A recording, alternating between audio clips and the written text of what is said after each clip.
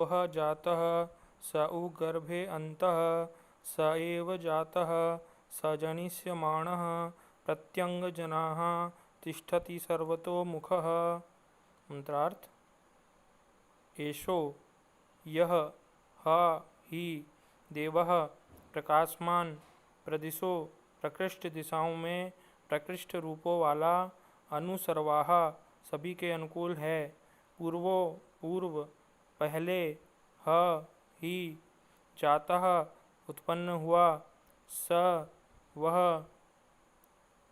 उ ही गर्भे गर्भ में अंतः भीतर है स वह एव वही जातः जन्मा हुआ है स वह जनिष्यमाणः भविष्य में जन्म लेने वाला है। जनाः हे जनों लोगों प्रत्यंग प्रत्येक सर्वतोमुखः सबके सम्मुख तिष्ठति स्थित है। भावार्थ। सृष्टि के सभी रूपों में परमात्मा ही व्यक्त हो रहा है। प्रदिशों का अर्थ प्रकृष्ट रूप वाला किया गया है। दिक दिग दिह धातु का अर्थ रूप बनाना रूप देना होता है।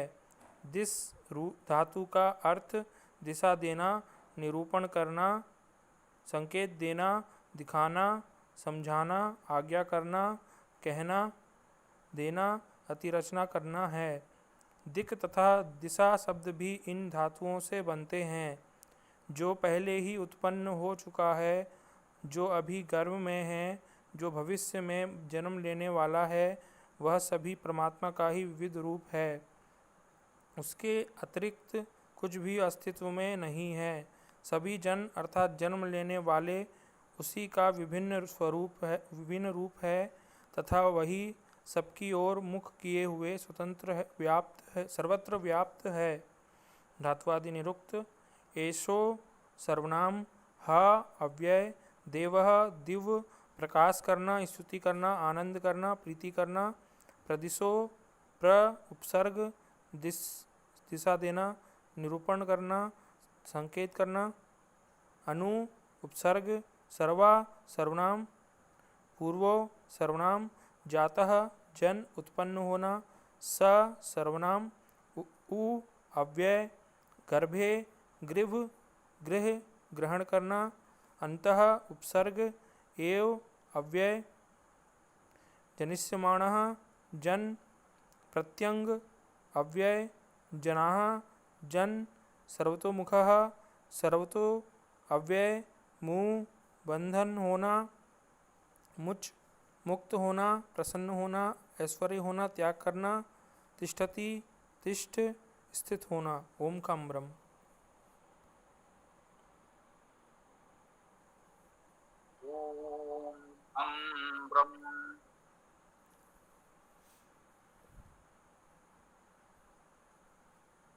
यजुर्वेद अध्याय 32 आज प्रस्तुत कर रहे हैं।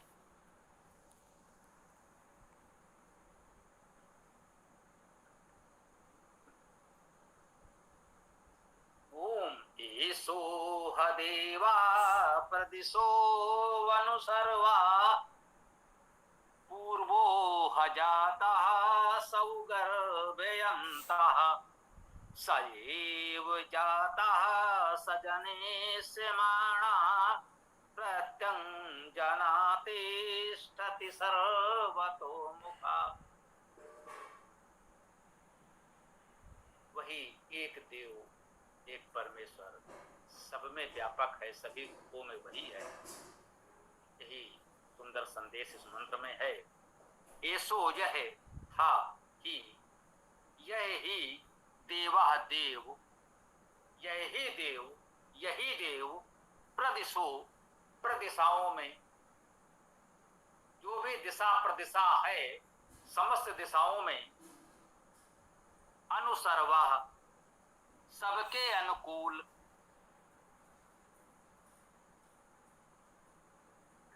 इस तरह भी समझ सकते हैं। अनुसर्वा प्रदिशो सभी दिशाओं में अनुकूल ऐसो हदेवा यही ही देव। ऐसे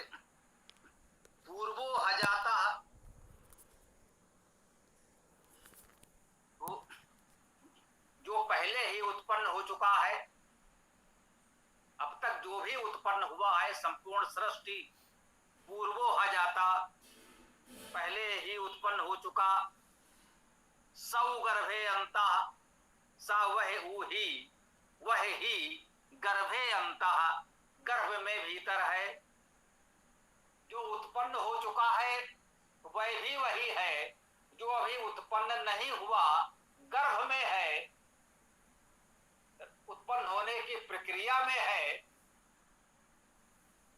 वह भी वही है, गर्भ का यही आशय है। जो उत्पन्न हो चुका वो उत्पन्न हो चुका, वो भी गर्भ में है, उत्पन्न होने वाला है, उत्पन्न हुआ नहीं है। कह रहे हैं पूर्वो हजाता, जो पहले ही उत्पन्न हो गया है, सौ गर्भे अंता, और वही वह भी है जो गर्भ के भीतर है, स एव जाता, वही उत्पन्न हुआ है, या जाता का अर्थ ये भी कह सकते हैं वही उत्पन्न करने वाला भी है। वही पहले उत्पन्न है, वही उत्पन्न होने वाला है, वही गर्भ में है, वही उत्पन्न करने वाला है। सजनिष्यमाणा, ये इस लगता है भविष्य काल के लिए। सजनिष्यमाणा, वही उत्पन्न होने वाला है, जो भविष्य में उत्पन्न होने वाला है वह भी वही है जो पहले उत्पन्न हो चुका है, जो गर्भ में है अर्थात उत्पन्न होने की स्थिति में है, प्रक्रिया में है,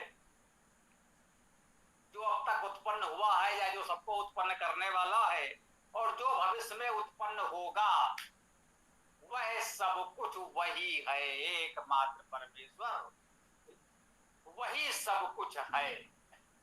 उत्पन्न हो चुका, उत्पन्न होने वाला गर्भ में है, जो भविष्य में कभी उत्पन्न होगा, सब कुछ वही है, एकमात्र परमेश्वर।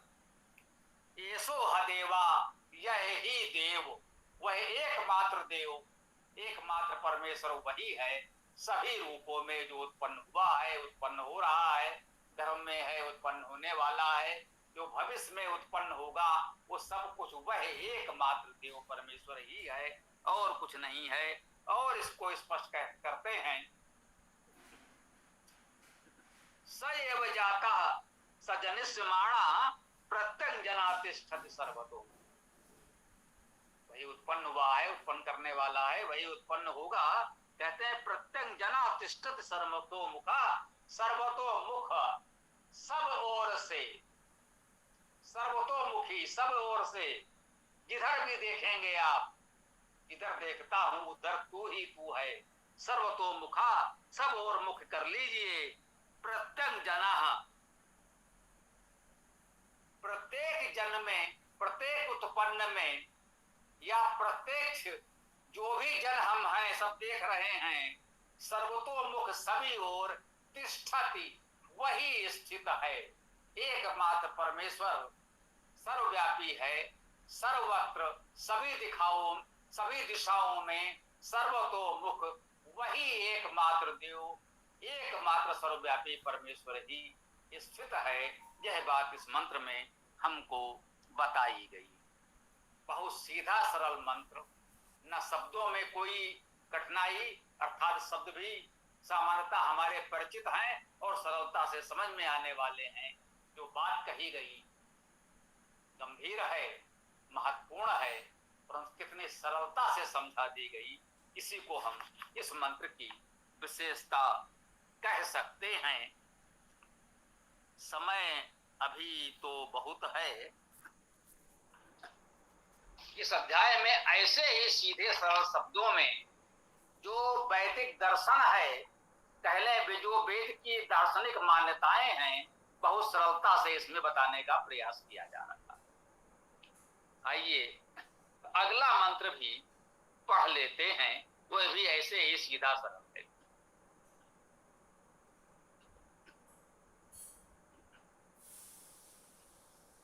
यजुर्वेद अध्याय 32 पांचवा मंत्र।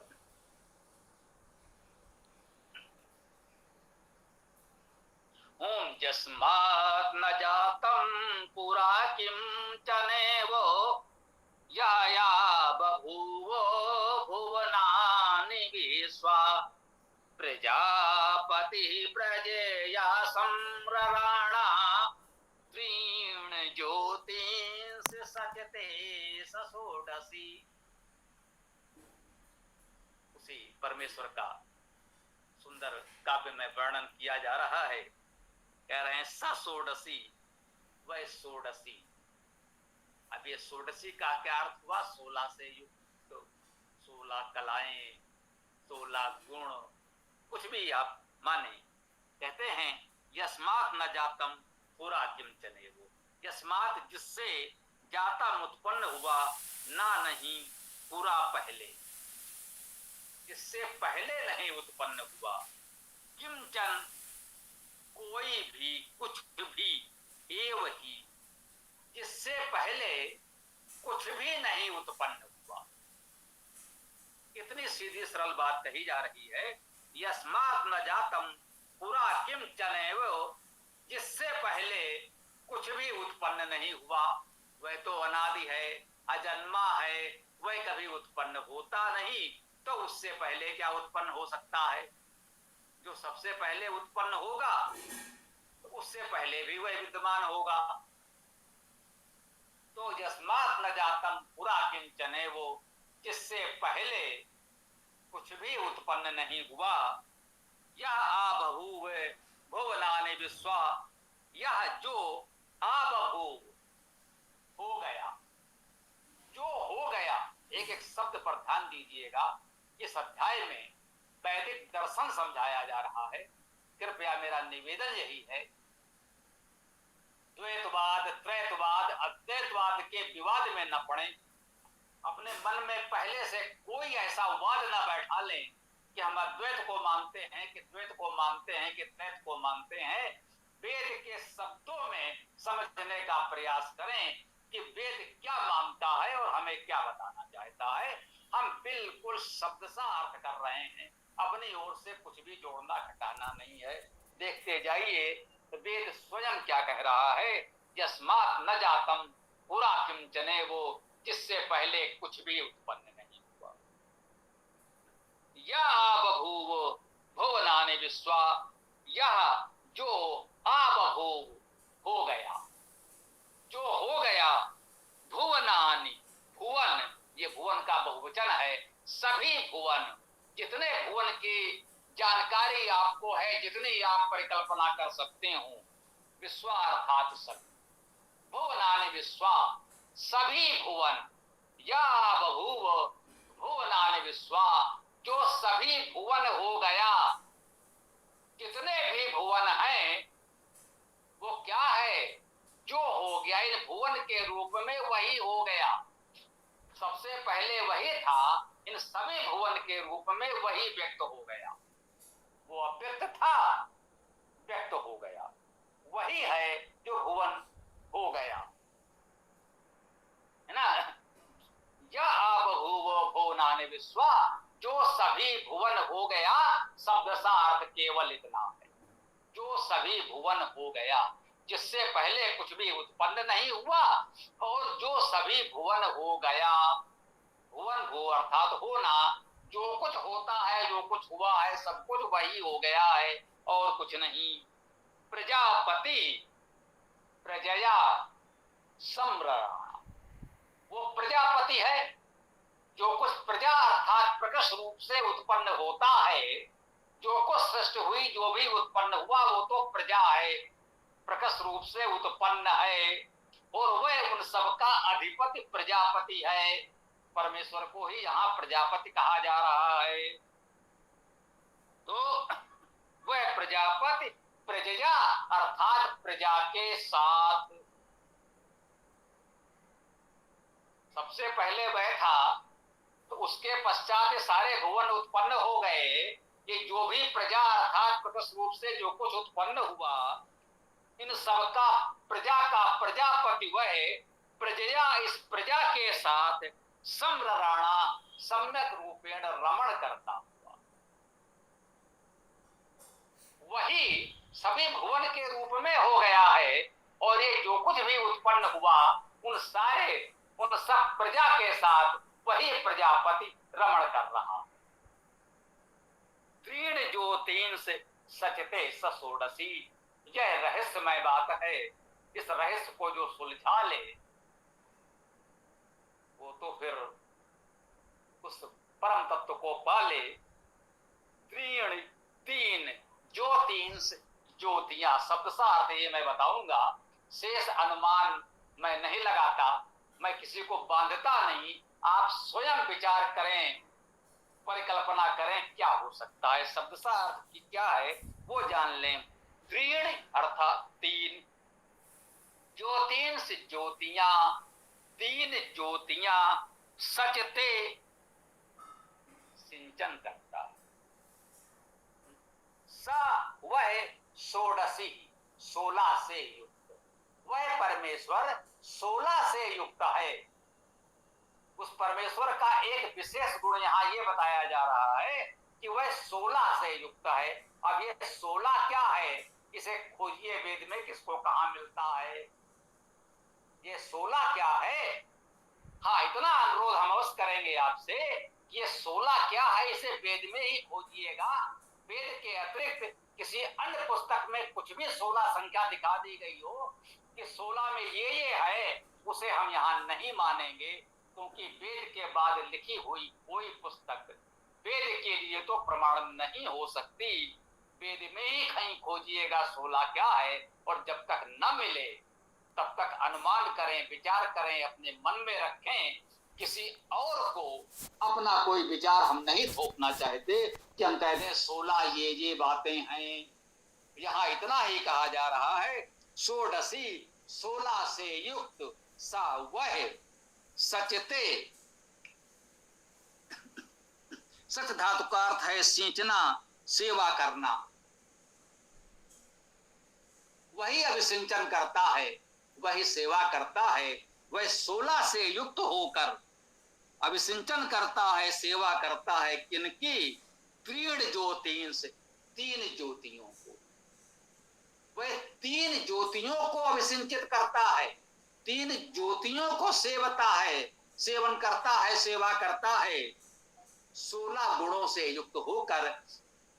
ये 16 क्या है देखें, उन 16 से युक्त होकर वह तीन ज्योतियों का अभिसिंचन करता है। इसका अर्थ ये हुआ, अब ये तीन ज्योतियां क्या हैं और 16 गुण क्या हैं, ये वेद में आप भी खोजिए, आप भी खोजिए, आप भी खोजिए, सब लोग खोजिए। जिसको जो मिल जाए उसे अपने लिए मान लीजिए। हम कोई भी अपना विचार आप पर नहीं थोपना चाहते कि कल आप लोग आपस में ये कहें भाई स्वामी जी ने कहा था इसलिए यही अंतिम सत्य हो गया। नहीं, व्यक्ति प्रमाण नहीं है, वेद प्रमाण है। वेद में खोजिए, जो वेद में मिल जाएगा उसी को प्रमाण मानिएगा। किसी स्वामी जी का कहा प्रमाण मत मानिएगा। मेरी तो कोई बात नहीं, मैं बहुत साधारण व्यक्ति हूं। महान से महान व्यक्ति हो, कितना भी बड़ा ऋषि महर्षि भगवान का दर्जा प्राप्त व्यक्ति हो, व्यक्ति प्रमाण नहीं है, वेद प्रमाण है। इस बात को ध्यान में रखकर आप लोग वेद का स्वाध्याय चिंतन मनन करें। एक दिन अवश्य आपको सत्य की प्राप्ति हो जाएगी। जो सत्य की प्राप्ति हमें हुई है, यदि हम इस प्रकार से शब्दों में आपसे कह देंगे तो वो सत्य की अनुभूति तो आपको नहीं होगी, एक अंधविश्वास बन जाएगा कि स्वामी जी ने कहा था। अतः मैं ऐसा कोई निर्णय देने से बचता हूं। न तो पुस्तकों में वेद भाष्य आदि में हमने कहीं कोई इस तरह का निर्णय लिखा, और न कभी वेद व्याख्यान करते समय इस प्रकार प्रत्यक्ष हम लोगों से कहते हैं कि हमारी शैली है, हमारा तरीका है। लोग इससे सहमत या असहमत हो सकते हैं, वो आपकी इच्छा है। इस मंत्र की व्याख्या को अब हम यहाँ विराम देते हैं। आगे आप लोग जो भी प्रश्न हो, विचार हो, रख सकते हैं। ओम बोलिए।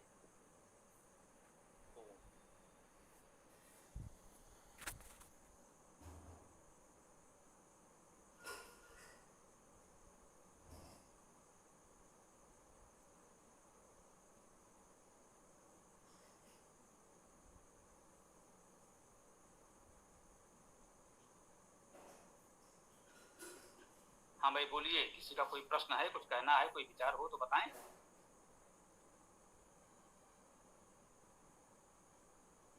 तो मंत्र किए हैं और गंभीर विषय भी है, तो भी प्रश्न मन में आया हो तो रख सकते हैं। स्वामी जी, ये तीन ज्योतियाँ क्या हैं?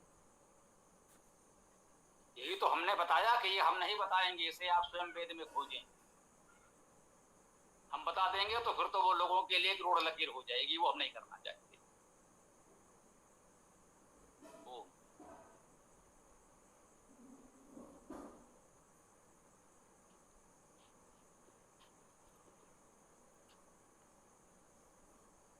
यदि हम बताएंगे 3 ये है और 16 ये है, तो आप जैसे मित्र तो मान लेंगे हाँ भाई स्वामी जी ने कहा है, तो बस यहीं से आपकी खोजबीन समाप्त हो गई, आगे आप खोजेंगे नहीं। और जो अकारण भी है वो उसमें सोचेंगे नहीं, ऐसा नहीं, ये होना चाहिए। तो इन बातों से हमें बचना चाहिए।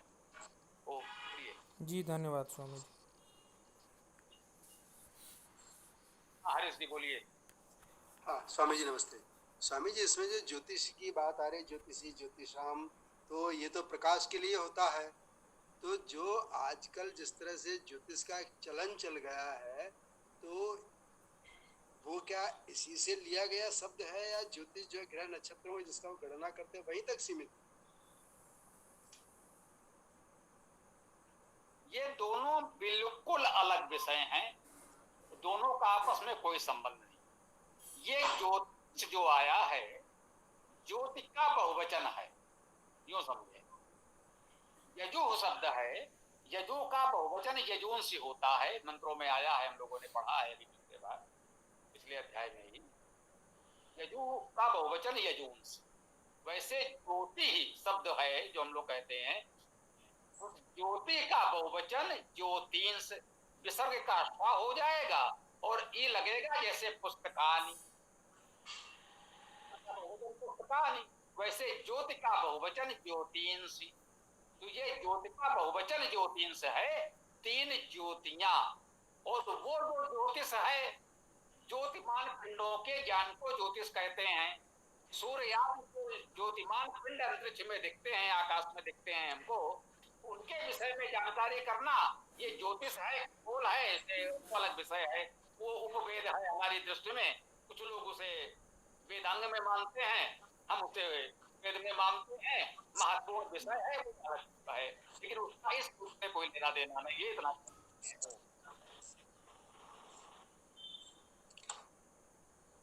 जी, वो तो एक क्या बोलते हैं, खगोलीय गणना है, तो वो तो गणित का विषय होना चाहिए।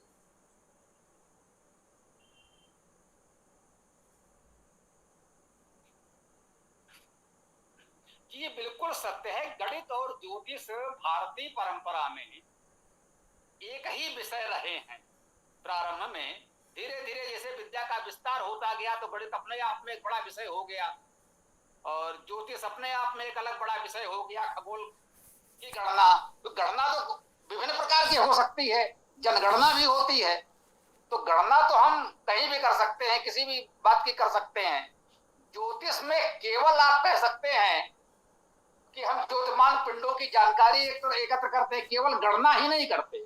गणना गणित भी उसमें एक पक्ष है, परंतु उसके विषय में अन्य जानकारियां जो भी हम प्राप्त कर सकते हैं। अब सूर्य से प्रकाश आता है, चंद्रमा उसके प्रकाश से प्रकाशित होता है, ये भी एक जानकारी है सूर्य और चंद्र के विषय में, है ना। तो इसको हम गणित नहीं कहेंगे, परंतु ये ज्योतिष के अंतर्गत तो आता है। ग्रहण आदि कैसे कब पड़ेंगे, इसकी गणना भी की जाती है, तो गणना से भी संबंधित हो जाता है। तो गणित और ज्योतिष एक दूसरे से बहुत जुड़े हुए विषय रहे हैं, ये बात तो सत्य है हमारे यहाँ। ओम। धन्यवाद स्वामी जी। स्वामी जी, 3 से तो स्पष्ट हो रहा है, 3 से तो 3 अर्थ हम ग्रहण कर ही रहे हैं। और ज्योतिषी जो है, इन 3 से संबंधित ज्योति को हम प्रकाश या अग्नि के रूप में ग्रहण कर सकते हैं। हमने क्या, 3 ज्योतिष का अर्थ है 3 ज्योतियां। अब ये 3 ज्योतियां क्या हैं? एक तो ये है कि हम कुछ भी कल्पना करते रहें, और ये कि ये है, मैंने कहा वेद का स्वाध्याय करें। हो सकता है किसी मंत्र में 3 ज्योतियों का वर्णन मिल जाए, और उस मंत्र को आप प्रस्तुत करें कि इस मंत्र में इन 3 ज्योतियों की बात कही गई है, तो वही 3 ज्योतियां यहां भी मान ली जाएंगी, जो कि वेद में ही आया होगा। और यदि वेद में नहीं मिल रहा है, तो फिर सब लोग अपनी कल्पना करने के लिए स्वतंत्र हैं, परंतु किसी भी कल्पना को हम मान्यता नहीं दे सकते। हमारा अपना विचार है, बाकी लोग अपने विचार रख सकते हैं, मतभेद के लिए पर्याप्त अवकाश है, कोई ऐसी बात नहीं है ना। सहमति असहमति हो सकती है। तो स्वामी जी जिस उसमें शब्द इस्तेमाल हुआ षोडशी, तो जो चंद्र की प्रथमा से लेकर के पूर्णिमा तक हो गई 15 और एक आई अमावस्या जुड़ गई, तो इस तरह से षोडशी हो रही है, क्योंकि संस्कार का तो कोई यहाँ पर प्रश्न ही नहीं आता है वेद के अंदर। जी, संस्कार का कोई प्रसंग नहीं आता है, बिल्कुल ठीक बात है। लेकिन यहाँ कहा गया है सषोडशी, वह 16 से युक्त, और ये वह किसके लिए कहा जा रहा है? प्रजापति परमेश्वर के लिए, चंद्रमा के लिए नहीं। वह परमेश्वर 16 से युक्त है। वे 16 बातें क्या हैं जिनसे युक्त परमेश्वर को बताया जा रहा है। यह चंद्रमा की बात होती तो कह देते 16 कलाओं से, 16 तिथियों से युक्त चंद्रमा। चंद्रमा को कहते हैं चंद्रमा की 16 कलाएं, तो बिल्कुल ठीक है। तो यहाँ चंद्रमा का वर्णन तो हो नहीं रहा है, यहाँ वर्णन तो हो रहा है उस सर्वव्यापी परमेश्वर का। दोनों मंत्रों में हमने देखा कि वो सर्वव्यापी परमेश्वर का वर्णन कर रहा है कि वही सृष्टि के रूप में कैसे व्यक्त हो गया है। तो जब वो इस विराट अनादि अनंत सर्वव्यापी परमेश्वर की बात हो रही हो, तो चंद्रमा जैसे छोटे पिंड की बात करना तो उचित नहीं लगता मुझे। जैसा आप ठीक समझे वही हम कहते हैं कि आपके अपने विचार हो सकते हैं। तो स्वामी जी, महर्षि दयानंद जी ने ऋग्वेदादि भाष्य भूमिका में प्रमाण देके कहा है कि पृथ्वी, अग्नि, जल, वायु, आकाश, विचार, मन, बुद्धि, ऐसा करके 16 चीज़ें, 16 कलाएं गिनाई हैं।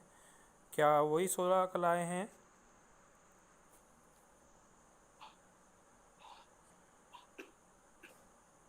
देखिए, मैंने आपसे कहा है कि किसी व्यक्ति का नाम न लें, कोई व्यक्ति प्रमाण नहीं है। आपने कहा प्रमाण देकर।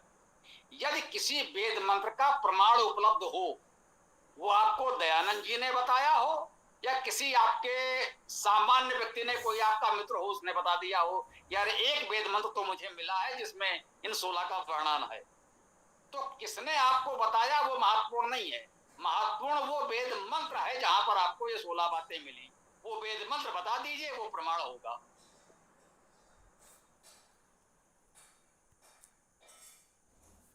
एक दबाव बना रहा है तो मानना पड़ेगा। तो प्रयास करें कि हम लोग इससे मुक्त रहें। ये शंकराचार्य जी ने कहा है और ये इन जी ने कहा है, तो किसी व्यक्ति विशेष का नाम न लें, स्वतंत्र चिंतन करें।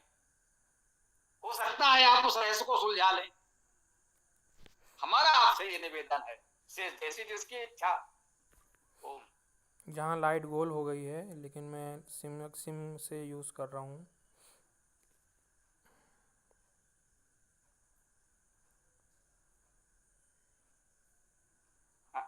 ना, तो समय भी हो गया है, अब हम लोग इसको यहाँ विराम दे सकते हैं, समापन कर लें।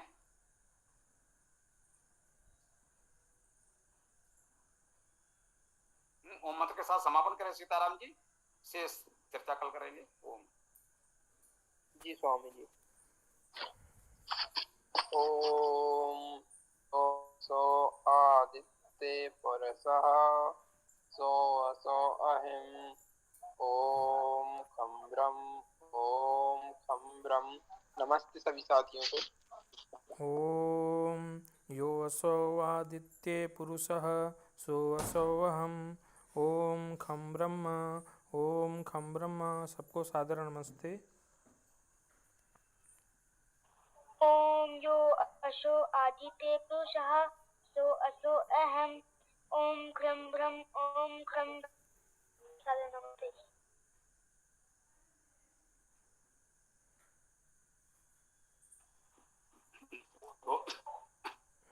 कल सायंकाल 7:30 बजे इस वेद कक्षा हम लोग पुनः मिलते हैं।